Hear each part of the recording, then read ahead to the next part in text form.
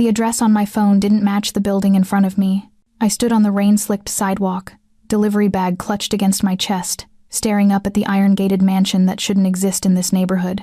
My app said 1247 Riverside Drive, a modest apartment complex where I'd delivered pad thai dozens of times, but the GPS had rerouted me 3 blocks south. And now I was looking at something that belonged in a crime documentary, not my Tuesday night shift. The gate hung partially open. Beyond it, warm light spilled from tall windows, turning the rain into gold needles.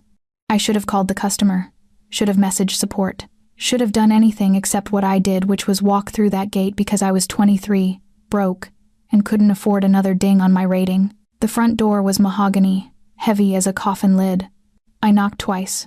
Footsteps approached, slow, measured, the kind that suggested whoever was coming had all the time in the world and knew it. The door opened. The man standing there held a gun in his left hand and my delivery bag in his right.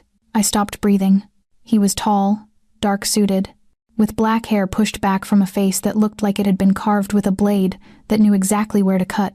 Sharp jaw. Sharper eyes so dark they looked black in the entrance light. Blood spotted his crisp white shirt collar. "You're late," he said. His voice was low, controlled, the kind of quiet that made you lean closer even when every instinct screamed to run. My voice cracked. The address glitched. "I think there's been a mistake." "No mistake." He glanced at the bag in his hand, my bag then back at me. "You're Sophia Chen, 23, student, lives on Maple Street." He tilted his head slightly. "You should lock your apartment door." Ice flooded my veins. He knew my name, my age, where I lived. Behind him, I caught movement, a man in a dark suit dragging something heavy across marble floors. Not something, someone. A body with a slack face and empty eyes. The man at the door shifted, blocking my view with his body. Deliberate. Protective, almost. "Come inside," he said. No, that wasn't a request. He stepped back, opening the door wider. The gun hung loose at his side, casual as a car key. "You've already seen too much." My legs wouldn't move. Rain plastered my hair to my face, cold water running down my spine. The delivery bag between us felt obscene evidence of the mundane world I'd just stepped out of. "What's your name?" I whispered. Something flickered across his face. Surprise, maybe, or amusement. "Dante," he said finally. "Dante Volkov." The name meant nothing to me. Should it have? The way he said it suggested it should have. "I'm calling the police." "No." He said it so simply, with such absolute certainty, that my hand froze halfway to my pocket. "You're not." "Why?" I hated how small my voice sounded. He studied me for a long moment, really looked at me, like he was cataloging every detail. My cheap rain jacket, the ink stain on my thumb, the scar on my chin from falling off my bike at 8 years old. "Because," he said quietly, "if you do, you'll be dead before morning, and I'd prefer you weren't." The words should have terrified me. They did terrify me, but there was something else underneath the fear, something hot and electric that made no sense at all. He stepped back again. "Last chance, Sophia. Inside, or I let you walk away. Your choice. But know this, if you leave, you'll spend the rest of your very short life looking over your shoulder." I thought of my apartment, my classes, my best friend Mira, who'd been texting me cat memes all evening, my mother's disappointed face the last time I'd visited, asking when I'd get a real job. I thought of the body being dragged across his floor. I stepped inside. The door closed behind me with a sound like the world ending. The interior of Dante Volkov's house looked like a museum had mated with a weapons cache. Marble floors, crystal chandeliers, Renaissance paintings in gilt frames, and everywhere men in dark suits with guns at their hips, moving through the space like sharks through deep water. Dante's hand landed on my lower back, guiding me past the entrance hall. His touch burned through my wet jacket. "Don't look at them," he murmured near my ear. "Don't speak to them. Don't exist." "What?" "Shh." His fingers pressed slightly. "I'm trying to keep you alive." He steered me down a corridor lined with closed doors, then up a curved staircase that belonged in a Gothic novel. My shoes squeaked on the marble. The delivery bag still hung from his other hand, absurdly normal against the nightmare backdrop. We reached a door at the end of the second-floor hallway. He opened it, pushed me gently inside, then followed and locked it behind us. The room was a study leather furniture, floor-to-ceiling bookshelves, a massive desk with 3 computer monitors. Rain hammered against tall windows overlooking gardens I couldn't quite see in the darkness. Dante finally set down the gun, then the delivery bag. "Sit," he said, gesturing to a leather couch. I stayed standing. What the hell is happening? He shrugged off his suit jacket, revealing the blood-stained shirt beneath. Shoulder holster, more blood. He moved to a sidebar and poured amber liquid into 2 glasses. "You delivered food to the wrong address," he said calmly. "You saw something you shouldn't have. Now you're here until I decide what to do with you. That's kidnapping." "Yes." He held out a glass. "Bourbon?" I stared at him. At his perfect calm. At the blood drying brown at his collar. At his hands long-fingered, elegant, probably capable of unspeakable things. Who was that man downstairs? No one who matters anymore. "Did you kill him?" Dante's eyes met mine over the rim of his glass. "What do you think?" I thought yes. I thought definitely yes. I thought I was standing in a room with a murderer, and my body was responding in ways that made me hate myself. "Drink," he said. "You're in shock." I took the glass. Drank. The bourbon burned all the way down, clearing some of the fog from my brain. Dante circled his desk, settling into the chair behind it. He looked like a king on a throne, like someone who'd never heard the word no and wouldn't know what to do with it if he had. "How long?" I asked. "How long what? How long am I here?" He considered this, swirling bourbon in his glass. "That depends on several factors. Whether anyone saw you arrive, whether anyone's looking for you, whether you can be trusted. Trusted to do what? Not die."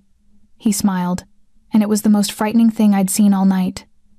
"It's harder than it sounds in my world." I sank onto the couch, suddenly exhausted. My hands shook. The glass rattled against my teeth as I drank again. "What world is that exactly?" Dante leaned back in his chair, studying me with those impossible dark eyes. "You really don't know who I am? Should I? Most people in this city do." He paused. "I run the Volkov family. Have for 6 years, since my father died." The name still meant nothing. But the way he said family, capital F implied, made my stomach clench. "You're Mafia," I whispered. "We prefer organization, but yes, essentially." "Oh God. Oh God, oh God, oh God." I stood abruptly, pacing to the windows. Outside, rain turned the gardens into an impressionist painting. I could see my reflection in the glass, small, pale, utterly out of place. Behind me, Dante's chair creaked as he rose. "Sophia, don't." I pressed my forehead against the cold glass. "Just don't." He came up behind me. I could feel his heat. Smell his cologne, something dark and expensive and wrong for me in every possible way. "I won't hurt you," he said quietly. "You already have." I turned to face him. We were too close. I could see gold flecks in his eyes I hadn't noticed before. Could see the precise line of his jaw, the small scar through his left eyebrow. "You've trapped me here. Made me complicit in whatever. You were complicit the moment you walked through that door. I didn't have a choice. Everyone has a choice." His hand came up slowly, giving me time to flinch away. When I didn't, his fingers brushed wet hair back from my face. The gesture was shockingly gentle. "You chose to come inside. That makes you mine now." The word mine landed like a bullet. "For how long?" His thumb traced my cheekbone.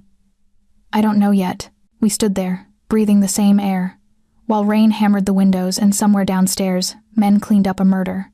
This close, I could see his pupils dilate, could feel tension radiating from him like heat. "You're afraid," he observed. "Yes. Good." His hand dropped. "Fear keeps you alive. Remember that." He walked back to his desk, putting distance between us. Creating space I should have been grateful for, but somehow wasn't. "There's a bedroom through that door," he said, nodding to a panel I hadn't noticed. "Bathroom attached. You'll stay there tonight. Tomorrow we'll discuss arrangements." "What kind of arrangements?" Dante picked up his gun, checking something on it with practiced ease. "The kind that keep you breathing, Sophia. That's all you need to worry about right now." He moved toward the door, then paused with his hand on the lock. "One more thing." His voice had gone cold again, controlled. "If you try to leave, I will find you. And whatever happens next will be significantly less pleasant than this conversation. Understand?" I nodded, throat too tight for words. He left, locking the door behind him. I stood alone in the study, bourbon burning in my stomach, rain against glass, and the terrifying knowledge that my ordinary life had just ended with a glitched address and a murderer's too gentle touch. I didn't sleep. The bedroom beyond Dante's study was obscenely beautiful, king bed, with silk sheets, marble bathroom, walk-in closet filled with women's clothing in exactly my size. That last detail made my skin crawl. How long had he been planning this? Or did he just keep a wardrobe of options for the women he kidnapped? I spent the night curled in an armchair by the window, watching dawn break over gardens that looked like something from a European estate. Hedges, shaped into geometric patterns, stone fountains, gravel paths leading nowhere I could see, a prison dressed as paradise. Around 6, I heard movement outside the bedroom door. Footsteps, low voices. The smell of coffee drifted under the doorframe. At 7, someone knocked. "Come in," I said, voice hoarse. The door opened. Not Dante, a woman, maybe 40, in a severe black dress.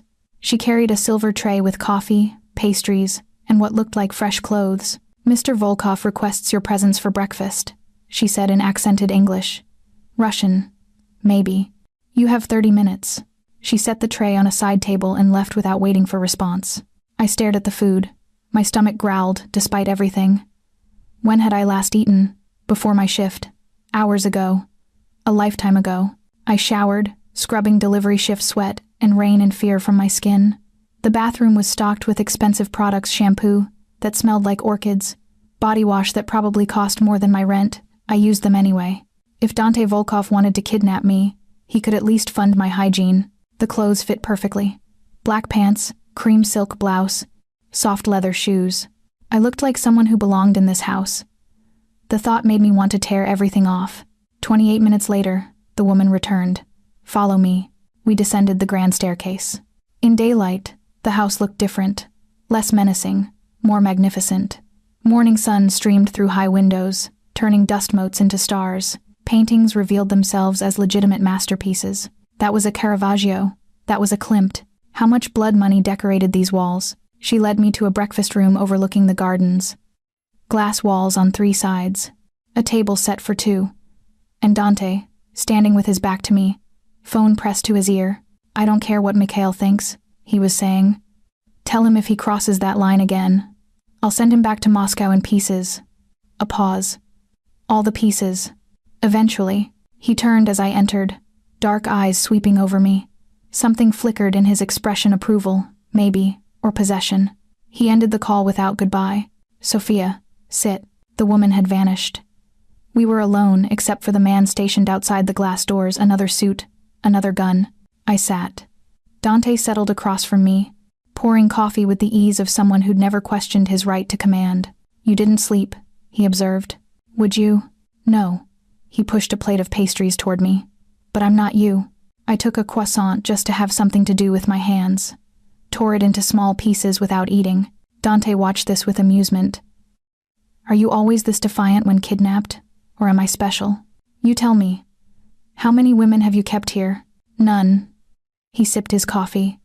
"You're the first." I didn't know if that made things better or worse. "Why?" I asked. "Why not just let me go?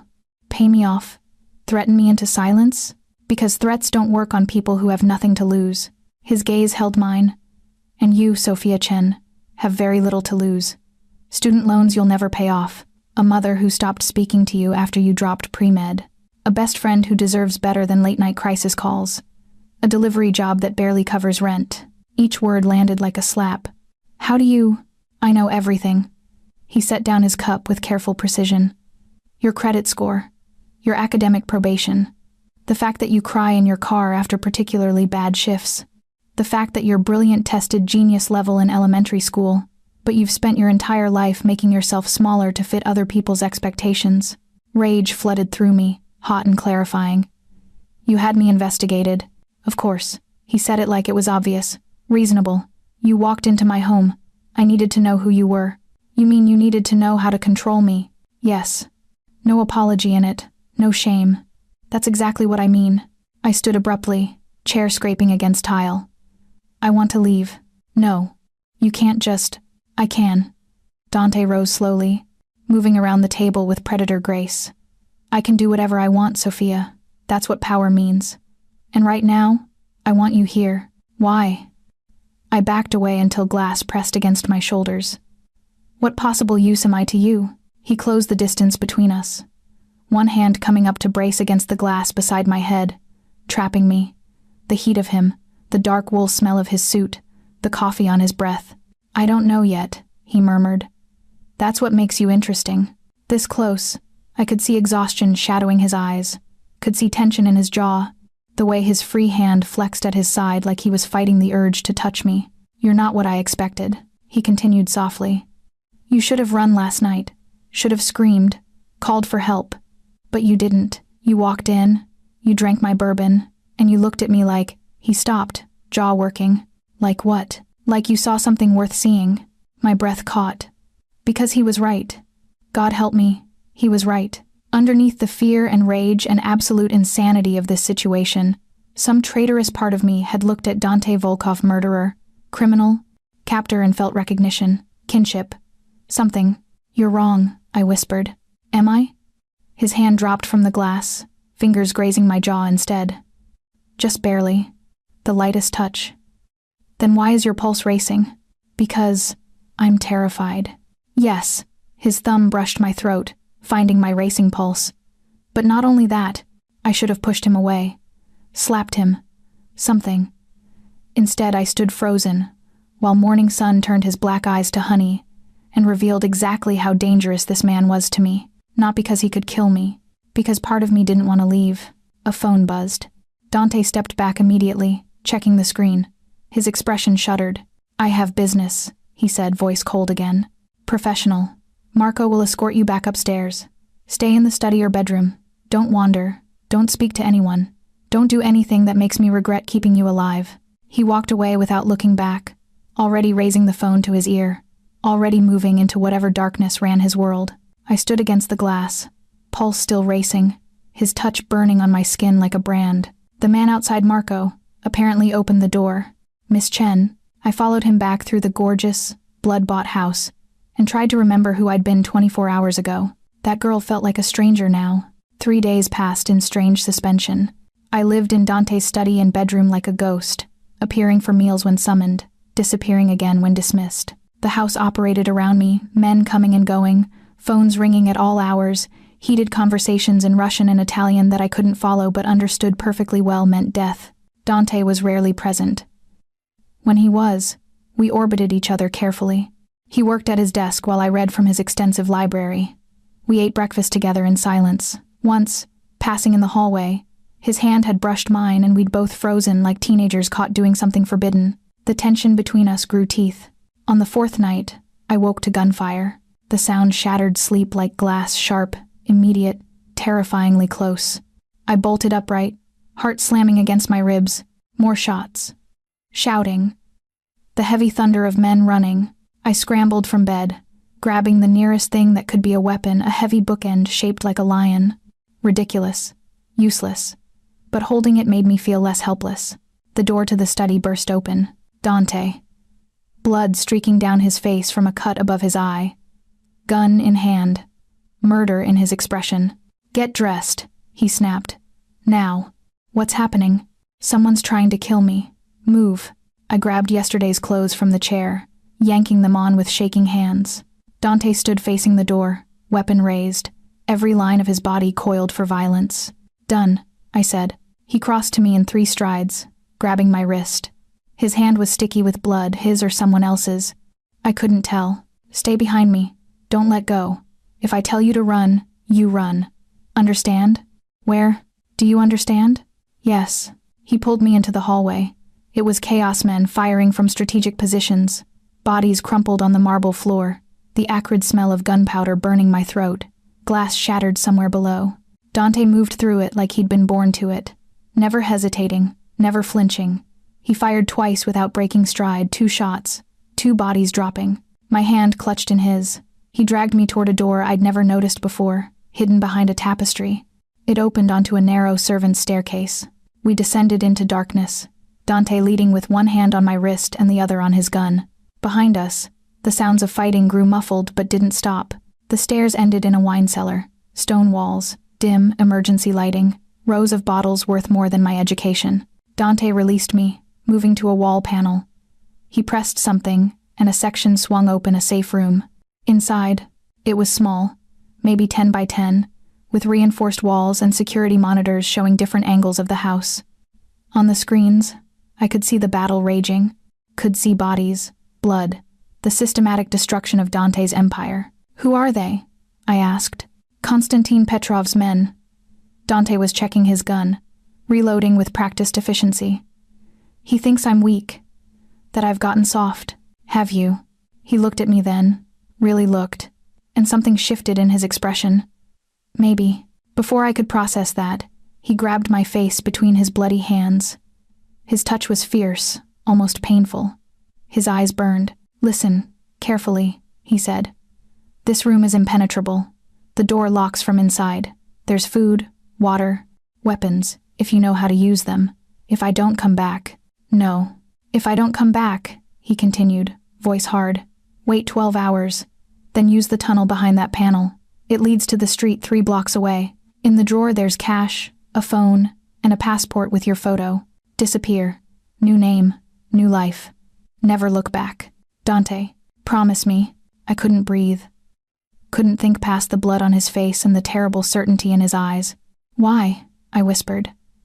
"Why does it matter what happens to me?" His jaw worked. His thumbs brushed my cheekbones. "Because in 4 days, you've made me feel more human than I have in 6 years. And I'm selfish enough to want you alive, even if I'm not." Then he kissed me. It wasn't gentle. It was desperate and violent, and tasted like blood and coffee and the end of everything. His mouth claimed mine like he was memorizing it, like he was branding me, like this was the last chance he'd ever get.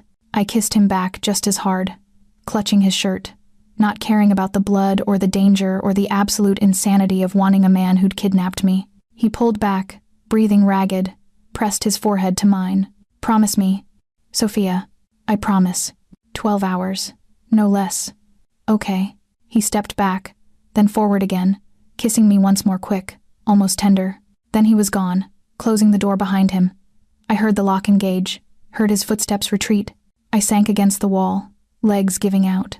On the monitors, I watched Dante emerge back into the war zone, watched him move like death itself, taking down Petrov's men with cold efficiency. He was magnificent. He was terrifying. He was going to die, and I was trapped in a box, unable to do anything but watch. Time became meaningless. I watched the screens as the battle raged, watched Dante fight his way through his own home, every movement controlled and lethal, watched men die, watched blood paint his marble floors. Marco, the guard I recognized, took a bullet to the chest and didn't get up. The woman who'd served breakfast collapsed near the stairs. And Dante kept moving, kept fighting. A dark angel in an expensive suit, dealing death with terrible grace. 2 hours in, the gunfire slowed. The attackers were retreating or dead. Dante's men secured the perimeter, but Dante himself had disappeared from the monitors. Panic flooded through me. I cycled through every camera angle, searching. Nothing. Where was he? Minutes crawled by. 5, 10, 20. The monitors showed his men regrouping, tending wounded, removing bodies, normal operations resuming. But no Dante. I pressed my face against the door, listening. Nothing. The safe room was too well insulated. An hour passed. Then 2. I should have felt relieved. The danger was over. I was safe. But all I felt was fear crystallizing in my chest, sharp as glass. What if he was hurt? What if he was dying somewhere I couldn't see? What if I never saw him again? The thought cracked something open inside me, something I'd been trying desperately to keep sealed. 4 days ago, this man had been my captor, my threat. The reason I couldn't go home. Now he was something else entirely. At the 3-hour mark, the door handle rattled. I scrambled back, grabbing the gun Dante had mentioned from the drawer. I didn't know how to use it properly, but I could point and pull. The door opened. Dante stood there, swaying slightly. His shirt was soaked red. His face was gray. 12 hours, he said, voice weak. "You didn't wait. You're bleeding." "Yes." He took a step into the room and his knees buckled. I dropped the gun, catching him before he fell. God, he was heavy. All muscle and bone, and too much blood loss. "Help!" I screamed toward the open door. "Somebody help!" Footsteps pounded down the stairs. 2 of Dante's men appeared, rushing to support him. "Doctor's coming," one said. "Get him upstairs." They half carried him up the narrow staircase. I followed, hands shaking, his blood soaking into my clothes. They brought him to his bedroom. I'd never been inside before. It was Spartan, despite the luxury. A massive bed, dark furniture, no personal touches. A room that said its occupant never expected to live long enough to make it home. The doctor arrived minutes later, a small man with efficient hands. He cut away Dante's shirt, revealing the bullet wound high on his shoulder. "Out," the doctor ordered. "All of you. I'm staying," I heard myself say. Dante's eyes found mine. He was conscious, but barely. Pain etched into every line of his face. "Sophia, I'm staying," the doctor shrugged. "Then make yourself useful. Hold this." He shoved gauze into my hands, and I pressed it against Dante's shoulder while he worked. Blood welled hot against my palms. Dante's hand found mine, squeezing hard enough to hurt. "Talk to me," I said. "Stay awake." "Bossy," he muttered. "Yeah, well, you kidnapped me. I get to be bossy now." His mouth twitched, almost a smile. "Fair." The doctor probed the wound. Dante's hand crushed mine, but he didn't make a sound. "Bullets through," the doctor announced. "Clean. Lucky." "Not lucky," Dante rasped. "Trained. Whatever helps you sleep." The doctor began stitching. I watched his needle move through flesh, pulling skin together, making Dante whole again. My hands were covered in his blood, my clothes ruined. I'd seen more violence in 4 days than my entire previous life. I should have been traumatized, probably was, but all I felt was relief that he was alive. The doctor finished, wrapped the shoulder, gave Dante something for pain. "Rest," he ordered. "No heroics for at least a week." "Can't promise that," Dante said. "Then die faster. Your choice." The doctor packed his supplies. "Change the dressing twice daily. Watch for infection. Call me if fever spikes." He glanced at me. "You look like you have common sense. Keep him in bed." He left, closing the door softly. Silence fell. Dante lay against white pillows, bandaged and bloody and beautiful in a terrible way. "You should go," he said quietly. "Back to the safe room. Rest." "No." "Sophia." I said no. I moved to the bathroom, wetting a cloth. Returned to sit beside him on the bed. Began cleaning blood from his face with gentle strokes. "You don't get to almost die and then dismiss me. That's not how this works." "How does it work?" I paused, cloth against his jaw. "I don't know yet." His hand came up to catch my wrist, not pulling me away, just holding on. "You shouldn't care," he said. "About me. What I am." "Probably not. I've killed people, Sophia. Tonight. Before tonight. I'll kill again." "I know. I've ruined lives, destroyed families. I'm not..." He stopped, jaw working. "I'm not good." I set down the cloth, met his eyes. "Maybe not, but you're good to me." Something broke in his expression. "I kidnapped you. To keep me safe." "That's not an excuse." "No," I agreed. "But it's a reason." We stared at each other. The space between us felt charged, dangerous, full of things neither of us could say. "You could leave now," he said finally. "Constantine's dead. His men are scattered. No one's looking for you. I'd let you go. Would you?" "Yes." The word came out heavy, honest.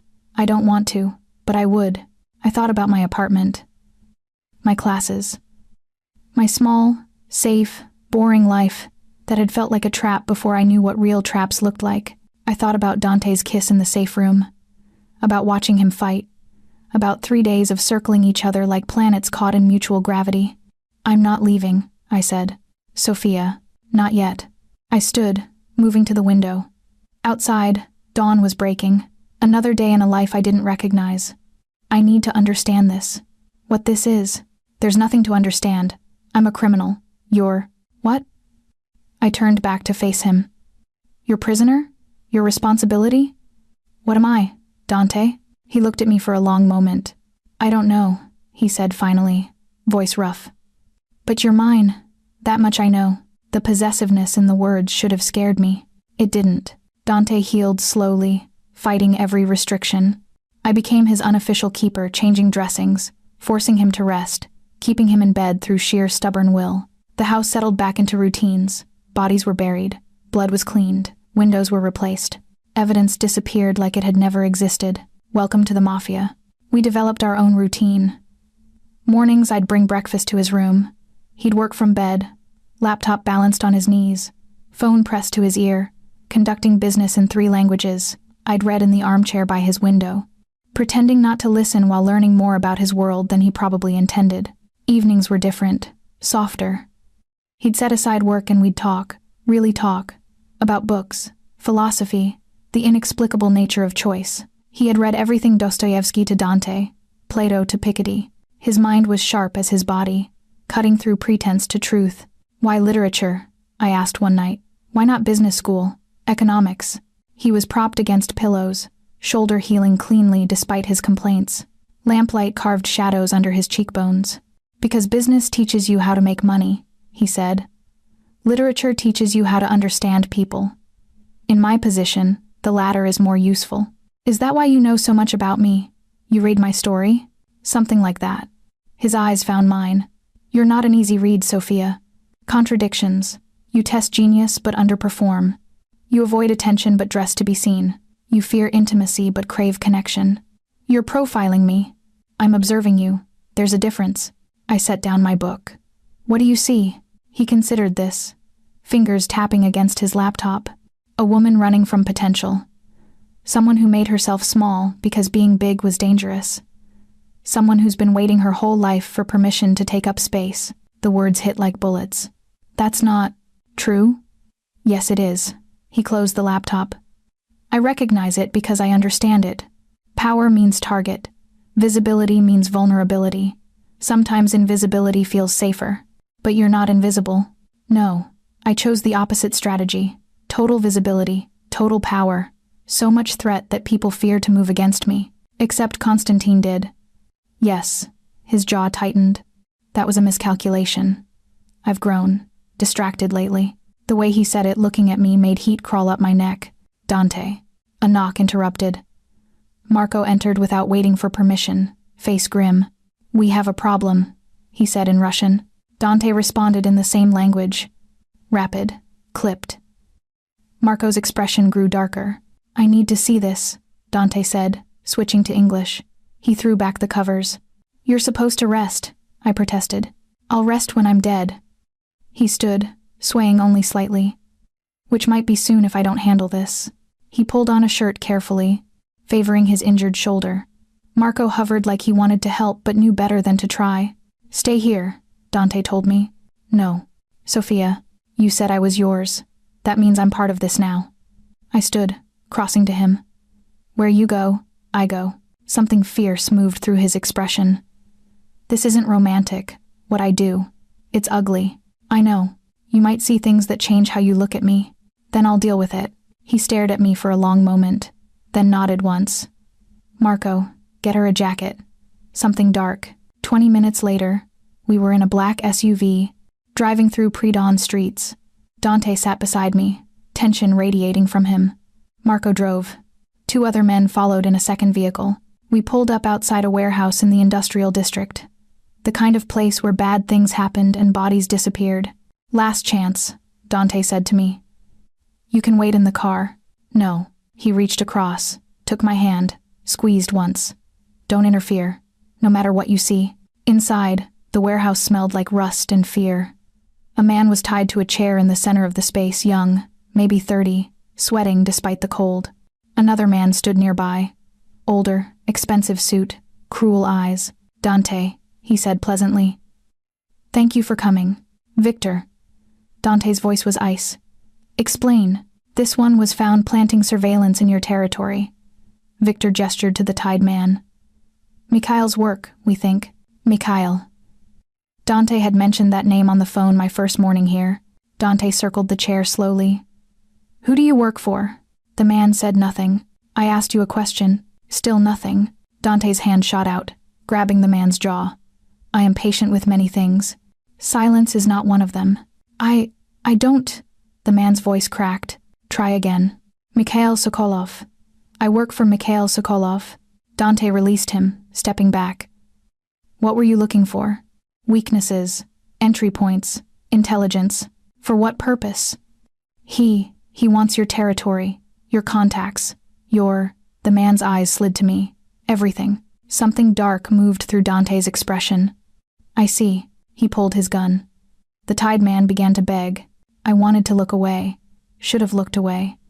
but I forced myself to watch, because Dante had been right if I was going to be part of his world. I needed to see all of it. "Sophia," Dante said without looking at me. "Leave. No, this isn't for you. If it's part of you, it's for me." He turned then, eyes finding mine across the warehouse. In them I saw conflict, wanting to protect me from this, wanting me to understand it, wanting me to accept all of him, even the parts that were monstrous. "Please," he said quietly. "Just that. Please." And because he'd never asked me for anything, because that single word cost him something, I nodded. I walked outside, leaned against the SUV, closed my eyes and waited. The gunshot came 2 minutes later. Single, clean, final. When Dante emerged, blood speckled his shirt. He looked exhausted, ancient. "I'm sorry," he said. "Don't be." I straightened. "You warned me who you were." "I hoped," he stopped, started again. "I hoped maybe you saw something else." I crossed to him, took his face in my hands like he'd done to me in the safe room, made him look at me. "I see a man doing terrible things to protect something he values," I said. "I see someone who carries weight no one should have to carry alone. I see you, Dante. All of you. Even this? Even this." He pulled me against him, careful of his shoulder, buried his face in my hair. His whole body was shaking. "I don't know how to be good for you," he whispered, "then be bad for me instead." I pulled back enough to meet his eyes. "Be real. That's enough." He kissed me then, not desperate like before, but deep, searching, like he was trying to find absolution in my mouth. I kissed him back, tasting violence and vulnerability in equal measure. When we broke apart, dawn was breaking properly. Pink light spilled over industrial ruins, making everything almost beautiful.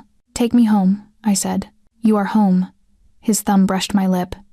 "You've been home since you walked through that door. And God help me." He was right. The call came 3 days later while Dante was in a meeting. I was in his study, supposedly reading but actually staring out at the gardens, when my phone rang. My actual phone, the one I'd arrived with, which someone had charged and returned to me. Unknown number. "Hello? Sophia Chen." The voice was male, smooth, Russian accented. "We haven't been formally introduced. My name is Mikail Sokolov." Ice flooded my veins.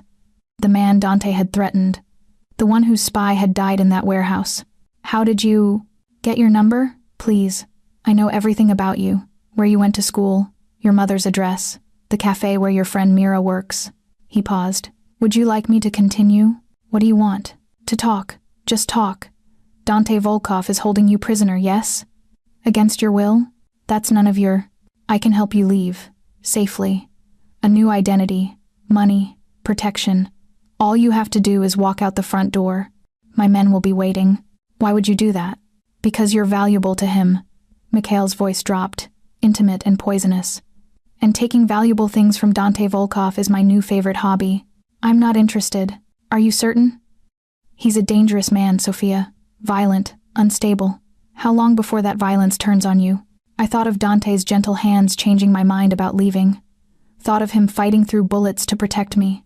Thought of him shaking in my arms after executing a spy. "You don't know him," I said. "I know he's kept you locked in his house for over a week. I know he's isolated you from everyone you care about. Classic abuse tactics, wouldn't you say? This conversation is over. Wait." His voice sharpened. "At least let me offer you truth. Dante killed your father." The world stopped. "What?" 6 years ago. Your father, David Chen, worked for my organization. He embezzled money. Dante found out. Dante personally put the bullet in his head. I couldn't breathe, couldn't think. My father had died when I was 17, a mugging gone wrong, according to police. My mother had never believed it. "You're lying." "Am I? Ask him yourself. Ask Dante about the accountant he killed in 2019. Ask him about the Chinese-American man who begged for his life in Mandarin. Ask him why he's kept you prisoner, maybe guilt, maybe insurance, maybe just cosmic irony." "Stop. The door, Sophia. Walk out. My men are waiting. Learn the truth." He hung up. I stood frozen, phone clutched in my shaking hand. It couldn't be true. It couldn't. But pieces clicked together. Dante knowing so much about me, keeping me close. The way he'd looked at me sometimes with something like recognition or regret. No. No, no, no. I turned toward the door and Dante was standing there, How long had he been listening? Sophia, is it true? My voice cracked. My father. Did you kill him? Dante's face went carefully blank. How did you? Is it true? Silence. Terrible, confirming silence. Yes, he said finally. I killed your father. The room tilted. I grabbed the desk for support. He worked for Mikail, Dante continued, voice flat. He was embezzling. He knew too much. It was business. Business? I was screaming now. My father was business? Sophia, don't. I backed away from him. Don't come near me. Let me explain. Explain what? That you murdered my father and then kidnapped me? That you've been keeping me here out of what guilt? Some sick obsession? It's not like that. Then what is it like, Dante? Tears were streaming down my face. Tell me. Make it make sense. He moved toward me slowly. I didn't know. Not at first. When you walked through that door, I had no idea who you were. But you found out. Yes. That first night, when I had you investigated. Your name? Your father's name? The timeline.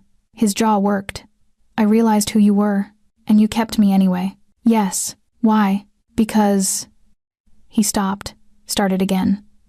Because I told myself it was about protection. That Constantine's men might target you. That keeping you here was safer than letting you go. But that's not why. No. The word came out broken.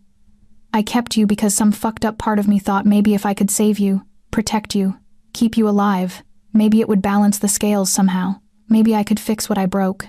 I laughed bitterly. You can't fix my father being dead. I know. You can't fix us. I gestured between us. There is no us. There can't be. You killed him, Dante. You killed my father. I know, he said again. I know, and I'm sorry, and I have no right to ask you to forgive me. But Sophia, no. I was sobbing now, chest heaving. You don't get to do this.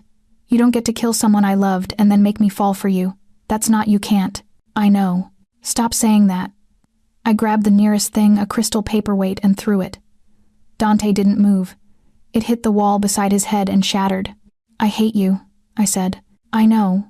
I wish I'd never walked through that door. I know. I wish you died in that attack. He flinched. I know. I sank to the floor, back against the wall, crying so hard I thought I might break apart. Everything hurt. Everything was wrong.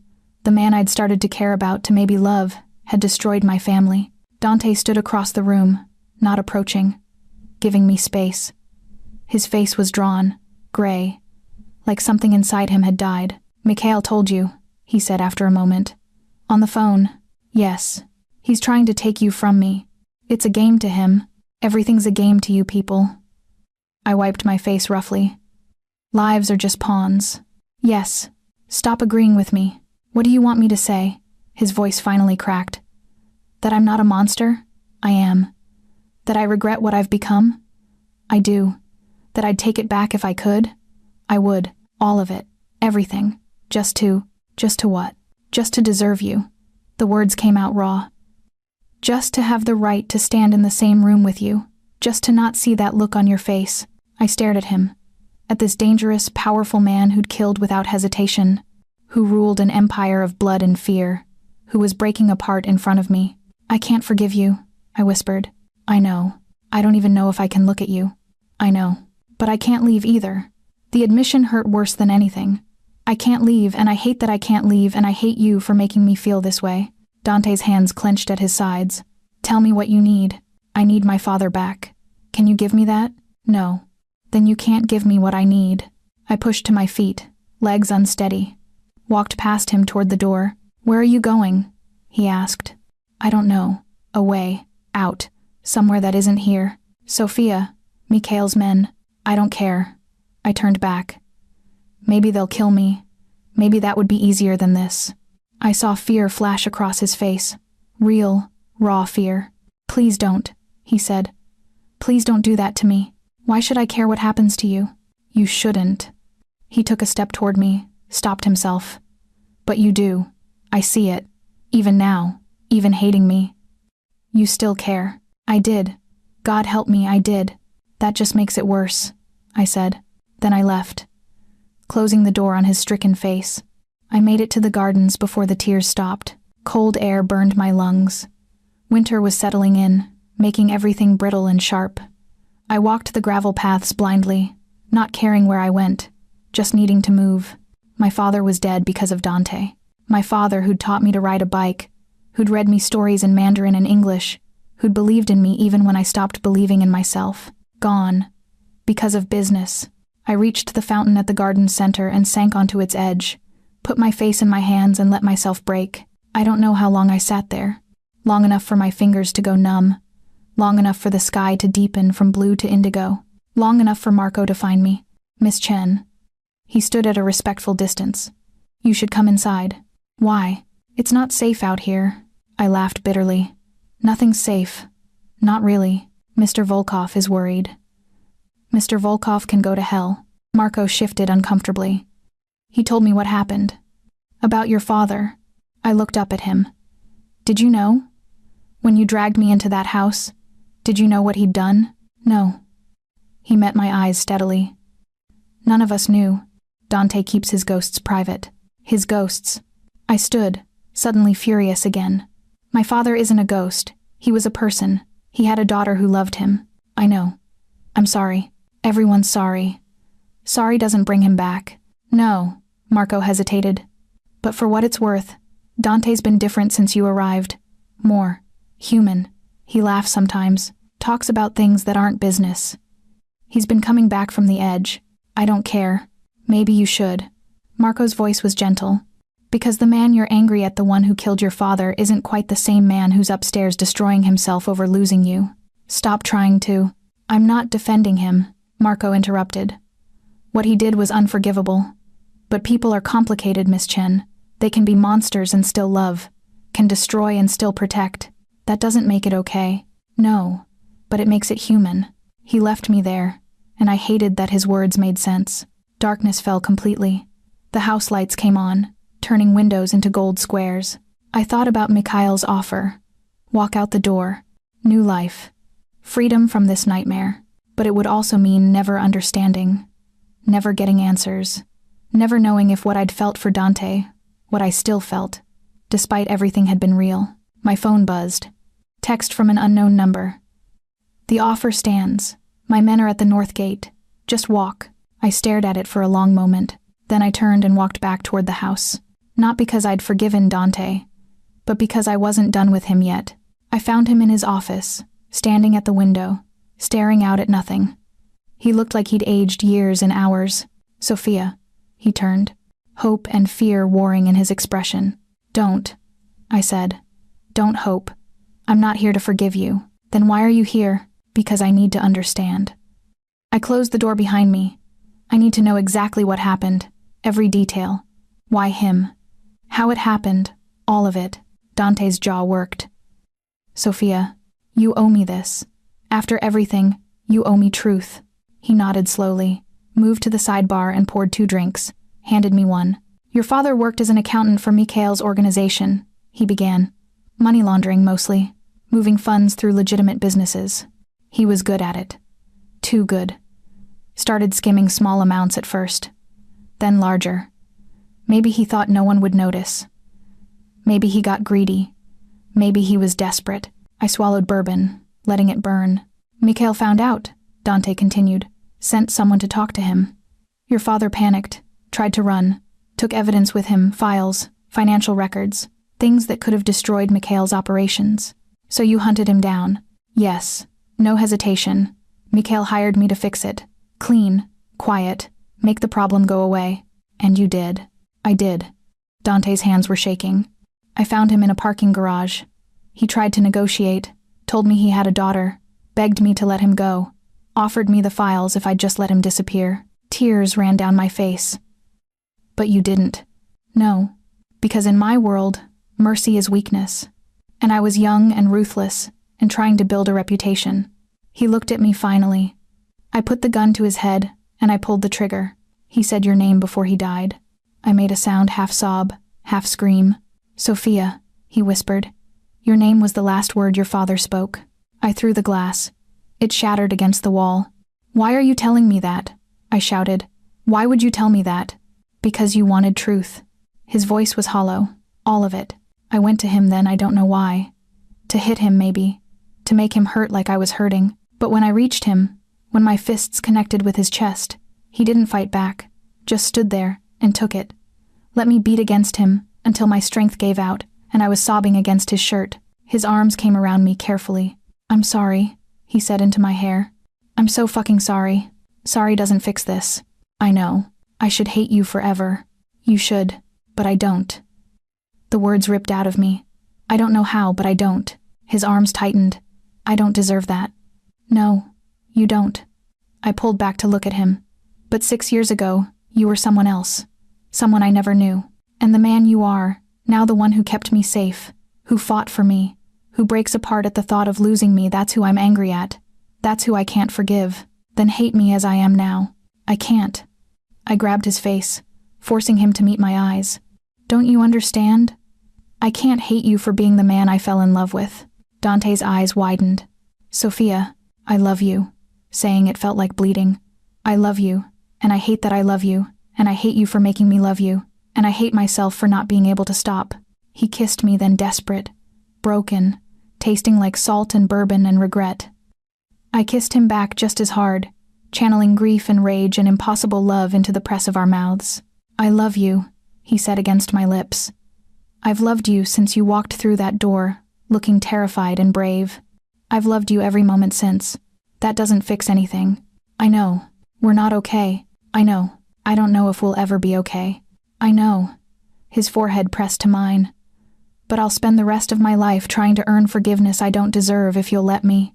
I pulled back, looked at this complicated, damaged man who'd destroyed my past and somehow become my future.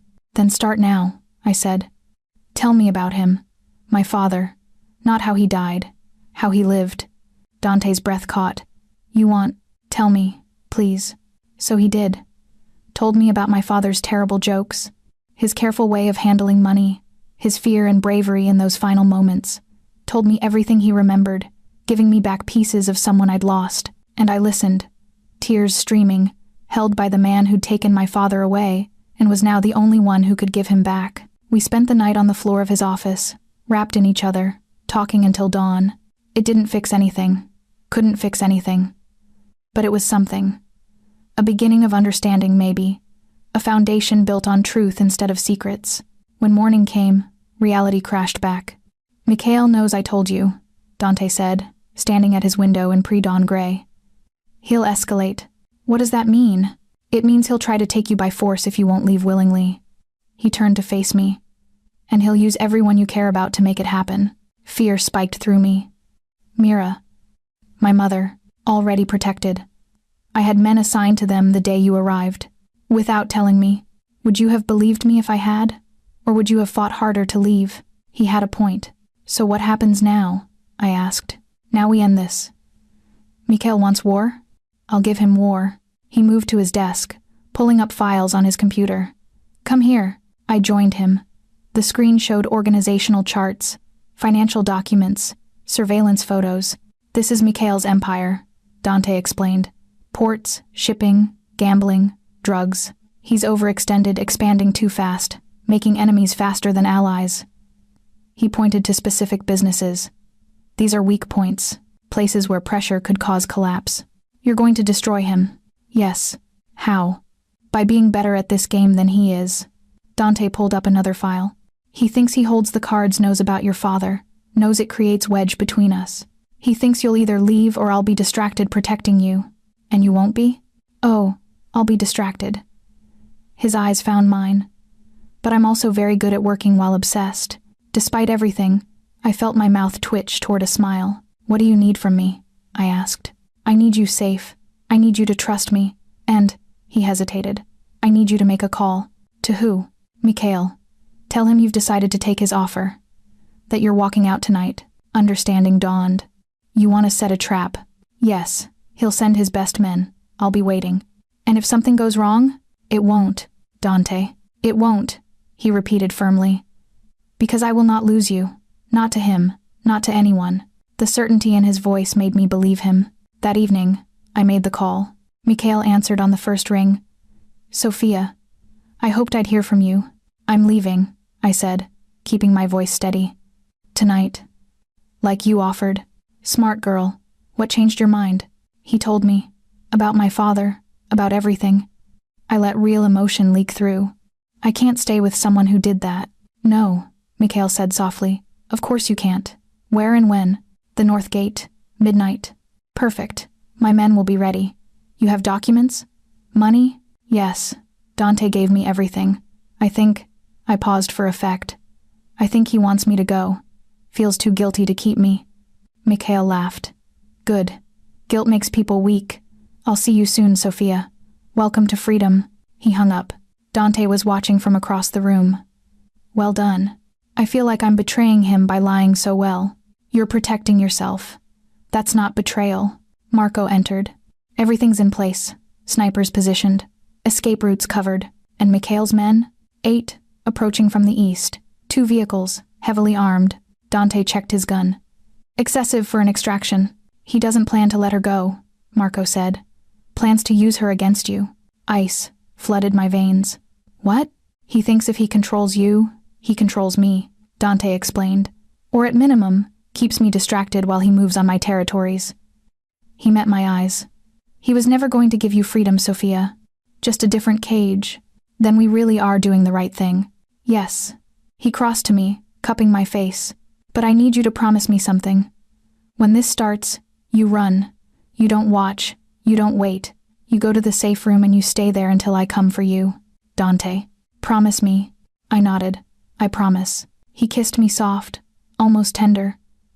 I love you. I know. I pressed my forehead to his. Try not to die. I'll do my best. Midnight came cold and clear. I stood at the north gate, wrapped in a dark coat, a bag slung over my shoulder for authenticity. Behind me, Dante's house blazed with light. Ahead, darkness and gravel paths. 2 vehicles approached slowly. No headlights. They stopped 30 yards out. 8 men emerged, too many, too armed. One approached alone. Older, expensive, coat, cruel smile. Mikail himself. Sophia. He opened his arms like greeting a friend. I'm so glad you came to your senses. I want to leave. That's all. Of course. But first, he gestured to his men. A precaution. We need to make sure Dante didn't send you as a trap. Fear spiked. This wasn't the plan. Search her, Mikail ordered. 2 men moved toward me. I backed away. You said I could leave safely. And you will. After we verify, you're not wired or armed. Rough hands grabbed me, searched my pockets, my bag. Found nothing because there was nothing. Clean, one reported. Good. Mikail stepped closer. Now, here's what's actually going to happen. You're going to call Dante, tell him to come out.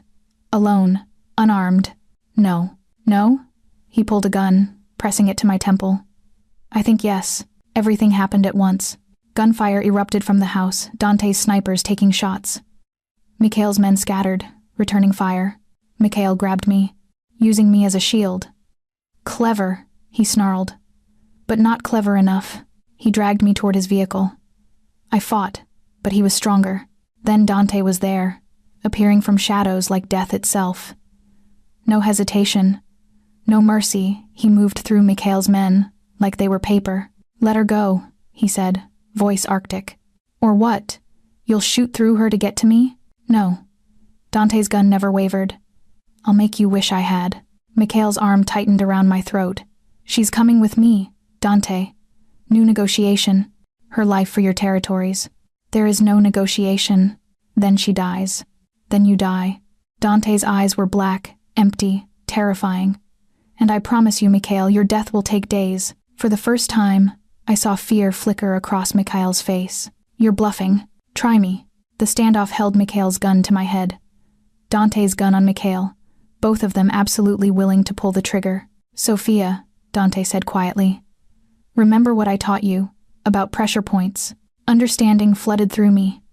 I slammed my elbow back into Mikail's solar plexus, dropped my weight, twisted away. Dante's shot took Mikail in the shoulder. Mikail fell, screaming. Dante was on him instantly, gun pressed to his forehead.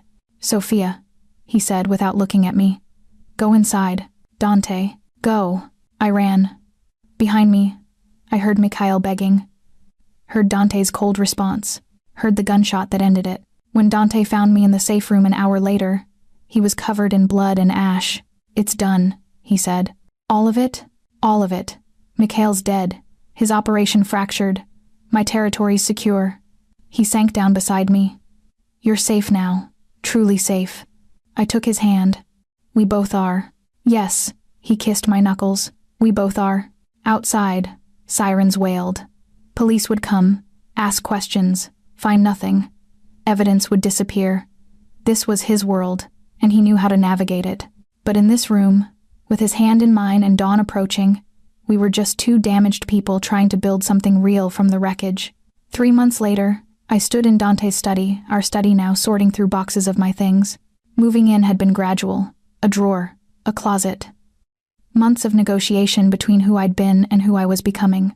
"You don't have to do this," Dante had said. "Keep your apartment, keep your options." But I'd chosen to stay, not because I had to, because I wanted to. The grief never left. Some days I'd catch myself wanting to call my father, forgetting for a moment he was gone. Other days I'd look at Dante and remember exactly how my father died and want to scream. We went to therapy. Separately at first, then together. Dr. Morrison specialized in trauma and complex grief. She never judged, never pushed, just gave us tools to navigate the impossible situation we'd created. "Love doesn't erase harm," she'd said in our first session, "but sometimes it can coexist with it. The question is whether you can both live in that complexity." We were trying, some days successfully, other days not. Dante had changed too. Slowly pulling back from the bloodiest parts of his business. Delegating more. Looking for ways to legitimize his operations.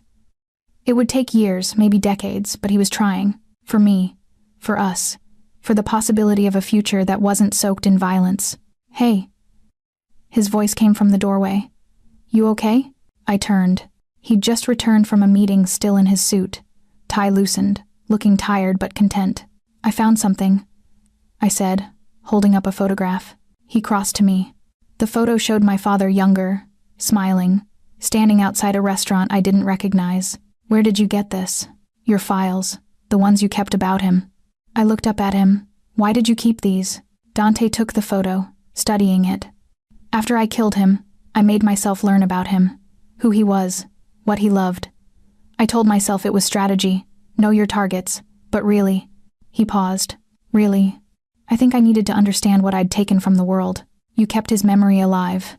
In my own fucked up way, yes." I took the photo back. "Can I keep this? Everything I have is yours. You know that." I did know. Knew it in the way he'd signed over half his assets to me. Knew it in the way he'd introduced me to his organization as his equal, not his possession. Knew it in the small, daily choices to build trust instead of control. "I've been thinking," I said, "about the scholarship fund you mentioned. The one for kids who lost parents to violence. What about it? I want to be involved. Actually involved. Not just a name on the board." Dante's expression softened. "You're sure?" "No. But I want to try. Want to make something good from all this ugliness." He pulled me against him. "You already do. Every day." We stood there, wrapped in each other, while afternoon light painted gold across the floor. "I talked to my mom," I said into his chest. I felt him tense. "And?" Told her everything. About you. About Dad. About us. How did she take it? Badly at first. Hung up on me. But she called back yesterday. I pulled back to look at him. "She wants to meet you, Sophia." "I know. It's impossible. It's crazy." But she said. My voice cracked. She said that grief makes strange bedfellows. That if I found something worth holding on to, she wouldn't be the one to take it away. Dante's eyes were bright. "When?" "Sunday dinner. If you're willing. I'd face a firing squad for you. I think I can handle your mother." I laughed, surprising myself. "She's scarier than a firing squad. Then I'll need to prepare appropriately." Sunday came too quickly. We drove to my mother's house in Queens, a modest 2-story she'd lived in for 30 years. I'd warned her about Dante's security, and she'd responded with a terse text. "1 car, 2 guards maximum, no weapons at my table." "Your mother has rules," Dante observed as Marco, and 1 other guard took positions outside. "My mother has opinions." I squeezed his hand. "Ready?" "No, but let's do this anyway."